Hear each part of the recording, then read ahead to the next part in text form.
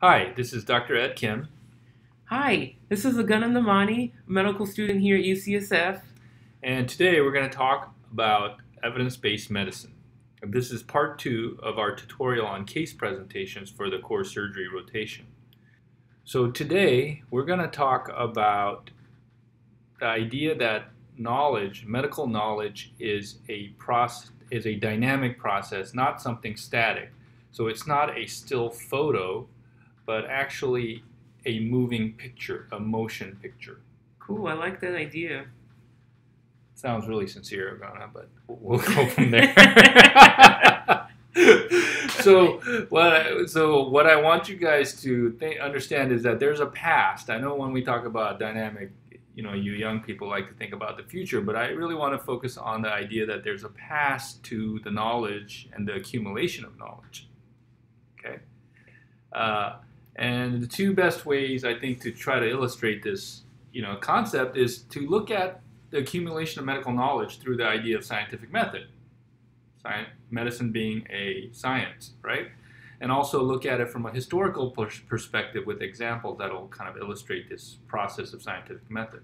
So, Agana, what is the scientific method? I think I got this. I think the scientific method is you come up with a question and you think about a hypothesis and then you go out and test it and then you make up a conclusion and then you're famous, right?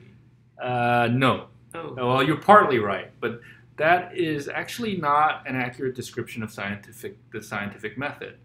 It actually starts out with understanding what is known, the pre-existing knowledge, then identifying areas of uncertainty within what we already know, and then formulating a question out of these areas of uncertainty, and then generating a hypothesis, testing the hypothesis, making a conclusion from it, and then reconciling it with what we knew already. How does this new knowledge fit in with what we know? Oh, wow. That's really cool. So you're basically saying that you're adding context to what we're doing. Exactly. It is the idea that you need to have the foundational context of the material or the field or the disease process, whatever, before you can start actively participating in the scientific method. Okay? Yeah. So how do we learn the foundation context or what is known? For me, I like to read textbooks. That's kind of what I know. I'm trying to get used to the literature, but for me, I'm pretty much textbook focused. I think that is wonderful. Though that is music to my ears. Good. Because I think more often than not, the bigger mistake is people tend to think that it's really cool to know the papers and the newest studies. And yet, oftentimes I find these people don't really understand the foundation. Okay, and what is the foundation?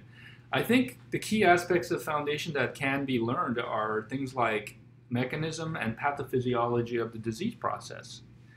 And things that are not as accessible, which makes it difficult for novices to really get a good handle on a lot of this, are things that you'll only know if you actually practice that specialty or that part of medicine, where you start to have some anecdotal observations, or in surgery there's certain technical details about an operation that you can't appreciate until you've actually done it, and things like social influence of certain diseases, etc., and practical consideration, like I said, that can't be really known until you've actually experienced it. So that's not as accessible.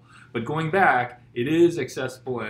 That what is accessible and what is learnable is the mechanism of disease and understanding of the pathophysiology. Also, there's a completely whole new world out there. Yes, yes. So, scientific method in action. I hate to disappoint you, Agana, but most things don't get, it's not some medical student who figures out, through hours and hours of research on their patient, some new idea. Really? I'm really sad about that. I thought I was going to be the one. Yes, it's not the way it is in TV. Okay. Television. That's right. TV stands for television. That's I'm right. not sure if it's still watched these days. It still is. Okay. Anyways, so how do people develop new ideas? How are paradigms or new ways of thinking about diseases or treating diseases done? And it's unfortunately or fortunately, it is through hard work where people ply their trade, see things, and then start thinking about them, ask questions, and start discussing it with their peers to figure out what actually is going on or what can be done better. So here's a graph of how knowledge is essentially accumulated, at least in medicine, right? Mm-hmm. So you have the lone practitioner, maybe a medical student, it's possible, I suppose, Okay. who starts seeing things or observe certain trends or certain things that they feel like could be better. And then you have this collective observation where it's not just one person. Maybe there's an anecdotal idea that, hey, when you do this, it seems like things get better. Or, hey, if you notice that everybody who has this problem seems to have this problem. And then there's the analysis. So that would be like the case reports. And then you have the analysis of the collective observation. Mm-hmm. And from that pool, foundation of knowledge, you generate hypotheses, which you can test in a more experimental style of, in a more experimental manner. And then from that, you get the analysis of results. And so one way to look at this is, think about the retrospective studies, right? Mm-hmm. So I've mentioned some case reports, case series. What are your feelings about case reports, or what have you been taught, or what have you come to understand about these type of studies? Well, let me put it this way. They're interesting, but they don't have the statistical power that we need to be able to make a groundbreaking, advancement in science. Right. It's somewhat of anecdotal medicine, right? Right? It's almost like antithesis to evidence-based medicine. Right. But evidence-based medicine has to come from somewhere. And these case reports and these case series are probably the founding, it's kind of the beginnings of a lot of these ideas. Mm-hmm. Maybe not, but in many cases they can be. And then, then you have more collective observations and an analysis of the collective observations. So these retrospective cohort or case control studies are where we start to analyze things based on what we understand. Okay, so you know that they tend to be biased, right? And that's been the big criticism for retrospective studies. Mm-hmm. and the superiority of a prospective randomized controlled trials. But you have to realize that the bias is not just any old bias. It's biased based on what we suspect to be true. Okay. So in a lot of these retrospective analysis, you'll often see multivariable analysis or univariate analysis where mm-hmm. they control for specific factors, right? These variables. Okay. But those variables aren't just pulled out of air.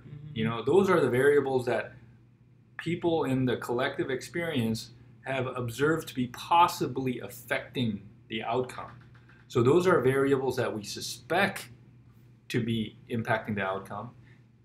And the value of the randomized control trial is that they may reveal things that we don't suspect. Right. Oh, so that's cool. So there was a method to their madness in picking out the variables that they did. Exactly. So one good way to understand one good way to learn about how people understand the disease process is to look at those variables that they're controlling for. Okay? Okay. So when you come to the randomized control trial, it is like it's the pinnacle, and everybody thinks it's the best thing in the, since sliced bread, which I don't necessarily agree with. It is the most rigorous form of a study or mm-hmm. studying a problem, but it's more of an end product in many cases of all these other things that have laid the groundwork. Okay? And so it is the ultimate. It's the pure in terms of design. But there are limitations to it. Okay. And one of the big limitations is who is selected and who is excluded. That limits the generalizability of that study. Mm-hmm. If the study looked at people in their 40s and 50s and your patient's 70 years old, they may not have the same type of outcome. Okay. Right. And the other part is that it's also limited by the setting in which the study is conducted. Mm-hmm.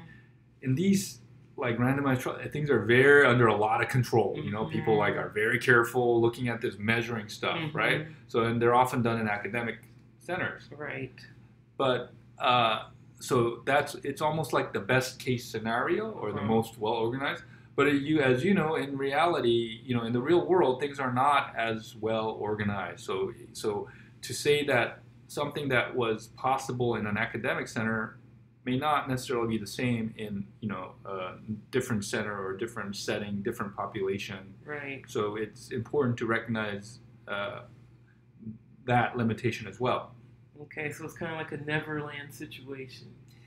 Neverland is pretty strong. Okay. That's a good point. Right. It's not a Neverland, but you can almost think of it as in an ideal situation where there are all these clinical trials coordinators and people who are really, really invested in this problem. When they deal with it, this is the outcome that comes. I see. Okay. And then the other variability for surgical studies is the surgeon variability, right? When you pour out, once you take out a blue pill from a bottle, made by Pfizer or Merck, the next blue pill and the next blue pill, they should all be the same pill, right?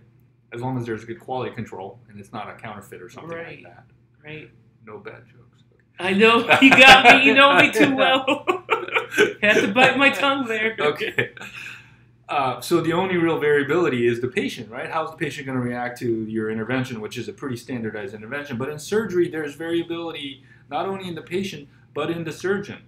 Right. Surgeon A, Surgeon B, Surgeon C that comes through the door. They're not all the same. They don't all perform the same type of operation. And even and then even on the day, the performance among surgeons also vary depending on, they have a bad day, or I don't want to make it that arbitrary, but there's a variability in the intervention as well. And that's interesting because that's something that I haven't really thought of before. Right. So surgical technique, surgeon variability is another confounding factor.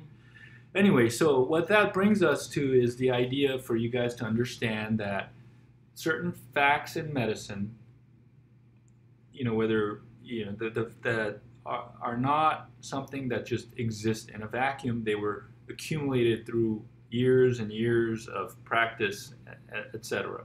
Okay. Okay. And I think it's going to be important for us to do this exercise. I would like for us, for our group to do an exercise where we're going to each choose specific disease processes and kind of go over the history, look back and see, hey, this is the way this problem was thought out to be. This is what the natural history was thought to be. And then over a period of time, our understanding changed because we started observing different things. So it'd be great for you guys to go and see the retrospective studies, and then ideally see the culmination in a prospective, randomized trial that kind of confirms what all the observation and kind of the wisdom of the group and the community was. Wow, I'm looking forward to this adventure. Hours of effort. Okay. Wow. Are we good with that? We're good. Okay, excellent. Thank you. See you next time. Thanks for listening.